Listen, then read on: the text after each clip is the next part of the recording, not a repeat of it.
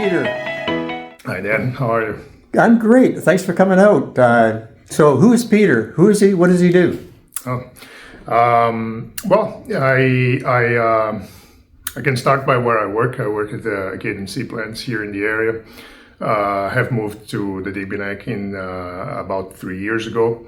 Came with my wife. We were looking for some peace and quiet and a way to have some land and raise some animals and Are you doing that? You raising animals? Yes, we did have a few sheep. We now put a pause in this project, but we'll get to that eventually. Okay. So how much land do you have? We have quite a good piece of land there. We actually, that's 250 acres there. Wow. Yeah. Okay, so you really can farm if you want to. Oh, yeah. Okay, that's great. And I think you said you have children. Yes, I have a boy named Pierre, and I have a second child on the way. We are yet to meet and on the way. And, okay, that sounds great. So I understand you're running for councillor for Digby Neck. That's right. What caused you to want to do that? Yeah, so that's after we moved into the area, I realized that there's a lot of potential in the Digby Neck. Not only the Digby Neck, but also the Digby area, right? The Digby County, and it's surprising how much of this potential is not actualized now. It's there's a lot that we can do. We live in one of the most beautiful spots of Canada, perhaps the world. We have the sea on all sides. We have beautiful nature. We have everything going for us. Yet we're not quite there, right? We miss an economy. We miss having a bit more industry. We miss a lot of the services that we should have here. And so I thought of running for council as a way to actualize that potential and see what I can do to help the community thrive and grow. And okay, so I believe you said you're an engineer. That's right. Yeah. So I'm by training I'm an engineer. I'm an industrial engineer by the Grenoble Institute of Technology that's in France. How do you see being an engineer will fit into being a councillor? That's a good question, actually. I think engineering is the type of thing where you cannot be afraid of solving complex problems, right? And you cannot be afraid of numbers. That's right. And I think as a counselor, you have to understand this. You have to understand the language of finance. You have to understand the language of quantities, of cost to benefit, of ratios, right? And you have to put this into something that makes sense. You have to be able to build frameworks to problem solve around the issues you have here. So I think engineering is a big asset in that. And I'm also a master's in business, right? I have an MBA from McGill University. Well, that's important. Yeah, and I think that helps. For sure. Yeah, put sense in that, right? Instead, it's not just the numbers, not just the things, and or the machines. It's not just that mechanicist view, but you get that sense of how those things operate within the context of a society or the context of businesses and so on. So you've been out campaigning. Yeah. And what sort of how are you being received? Well, the reception has been pretty good, actually. I feel that I'm bringing a different perspective when it comes to this being a candidate that has a business background, that has a background in the city. Well, I came from Montreal, right? And I think that perspective, if you understand that when you move from the city to the countryside, you cannot bring the problems of the city with you, right? You're actually looking for something in the countryside, and you have to preserve that, right? So as councillor, I'm not here to make Digby like Montreal. What I would like to do is have Digby have the opportunities that Montreal, some of the opportunities that Montreal has, without changing the flavor of Digby, right? I want Digby to be Digby. Right. Yeah. Okay. Well, that's kind of appealing to me as CEO of the Western Alberta Chamber of Commerce, is because that's exactly what we're sort of looking for, is to bring Digby more into the light, the way it used to be 100 and some years ago, turn it back into a leader. That's right. Yeah, so it sounds like you could really focus on that. I'm going to kind of put you on the spot and ask you some difficult questions. All right, sure then. Salmon cages along the shore. Okay. What do you have to say about that? All right, so that's indeed a controversial topic there, especially in the Digby Neck Islands area. as you know, this is one of the areas in Digby County that has the least job opportunities. So the salmon cages, they do create job opportunities that are much needed there in the area, right? On the other side, you also have many residents there who are against them because they do, well, I have to agree with them, they do spoil the view, right? They do change the landscape. So it's a hard balance to strike there, and I have been talking with people about this. I have been studying the issue, and I also had the opportunity to talk with one of the key people in the area who managed the cage. Right, it's a very some great guy, Gordon. He's a fire chief in the Westport Fire Department. And so it's someone who's deeply connected with the community as well, right? So we're talking about this, and I realized, the opportunities that the cages generate are good for the community. So how can we spin that in a way that actually benefits the community and has a perspective at using them to benefit the local environment beyond just the jobs, right? You cannot create jobs and sacrifice other opportunities and the quality of life. And I learned about this experiment in Norway, where they actually had those cages there, and one day a storm actually demolished them, and the cod fish that they were raising in the cages escaped.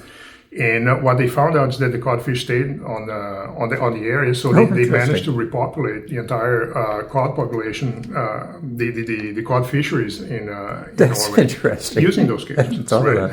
That's really cool. Yeah, so that creates an opportunity, sort of an exit for the cages, right? We don't have to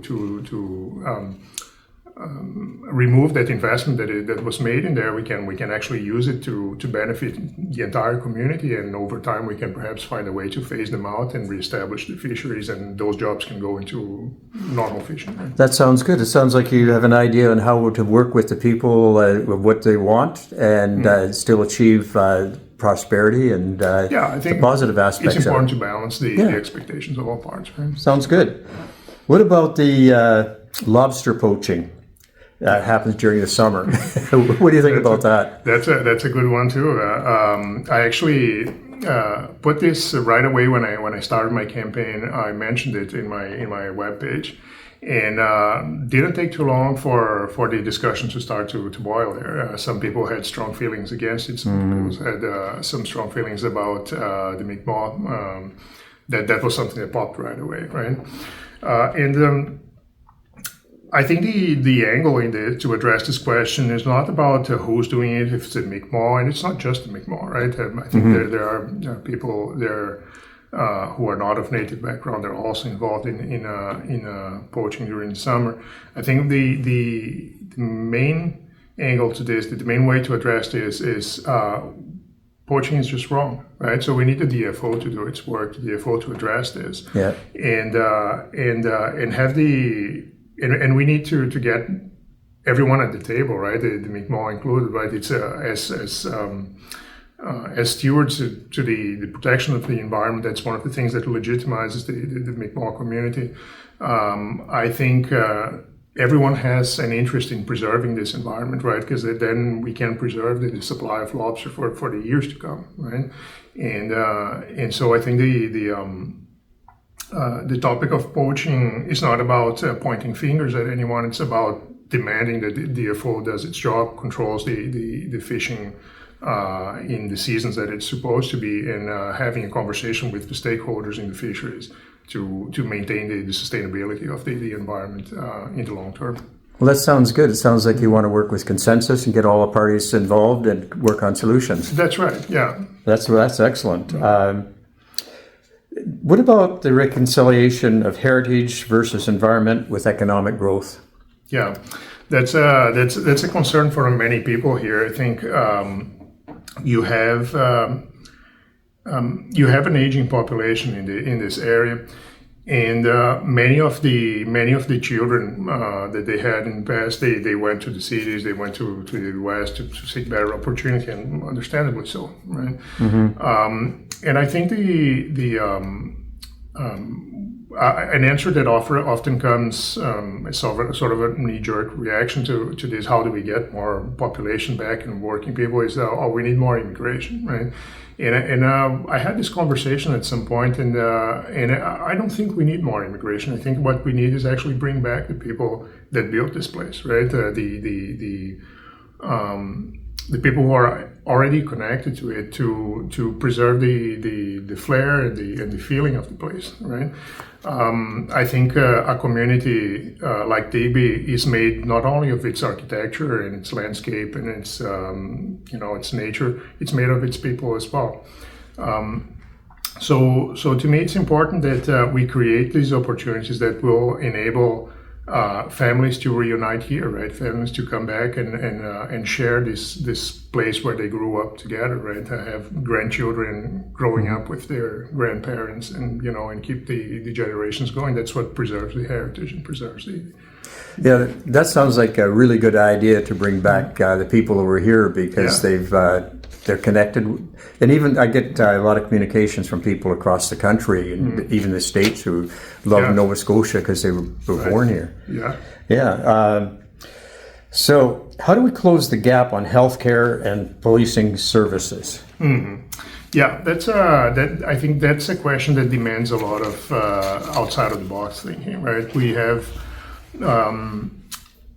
We have a medical system here in the province that has embarked into a concentration strategy, right? So they're concentrating in regional hospitals that have most of the services there. Then you have to travel from afar. So we have to bring back those services. So the ambulatory healthcare issue here in Digby, right, that has closed recently. We have to campaign hard to bring this back. I know that the municipality is not. It's not in the scope of the municipality to decide on healthcare budgets, but we do have the power to lobby and to demand, right? So we have to do our part in bringing those things back, and we have to start to think of it in terms of what other ideas we can bring to the table that will solve the staffing bottleneck in our healthcare system. I think this is the main point here, right? We don't have enough doctors, right? And we were just talking about having people come back. So I'll give you an idea. So something that worked elsewhere. You can provide scholarships to promising students here in the area who have an interest in the medical career to go study elsewhere, get their diploma. We finance those studies for them. We give them a scholarship. Once they have graduated, they have finished their training. The condition is they have to come back and serve here for a few years.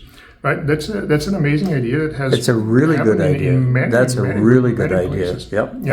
And we could. There's no reason why we couldn't do the same here, right? So you have someone coming back, already has family here, already has a connection to the place. Might as well end up staying. Right? Yeah, I like it. Yeah. So, Peter, anything else that you would like to say to our viewers and the people who are thinking about voting? Yeah. Well. I think the most important thing to say is participate, right? Start by voting and joining the process, right? Participate in the conversation, joining the conversation. It's all about you, right? We are here to voice your opinions. We're here to address your concerns, your issues, but we cannot do this without you. So my message to you is go there, vote. And don't stop there. Participate, engage into the process, engage with your councilor, engage with the municipality, start a volunteer organization. But yeah, just join. Just join. Make it happen. Right? Okay. It's a work that all of us have to do together. So what's your district you're running in? It's District 4. District 4. From Waterford to Westport, Rhode Island. You want the job? Yeah. All right. Well, let's go for it, Peter. All right. Thanks a lot for being on the show. Thank you.